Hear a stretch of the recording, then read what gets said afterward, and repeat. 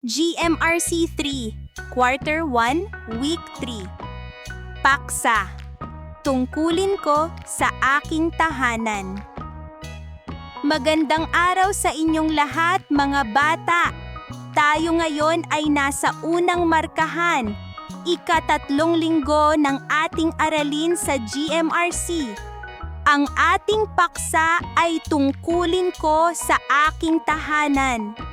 Ngayong araw, pag-uusapan natin ang mga tungkulin o gawain na dapat ginagawa ng mga bata sa loob ng tahanan.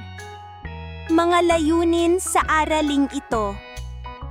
Sa pagtatapos ng araling ito, inaasahan na kayo ay nakakikilala ng mga gawain ng isang bata sa tahanan.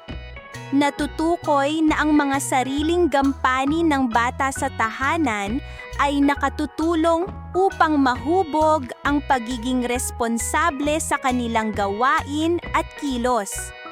Ano ang madalas mong ginagawa sa bahay bilang tulong sa inyong pamilya? Napakabubuti ng inyong mga ginagawa. Ngayon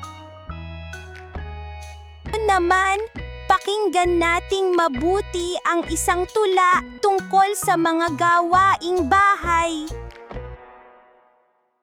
Ang aking mga gawain sa tahanan.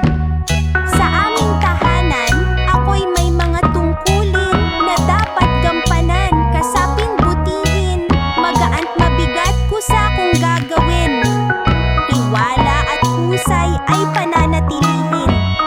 Paglilinis ng bahay pati bakuran, paghuhugas ng pinggan, pagdidilig ng halaman, pagpupunas ng alikabok, pagliligpit ng higaan, kusang loob na gagawin na may kasiyahan.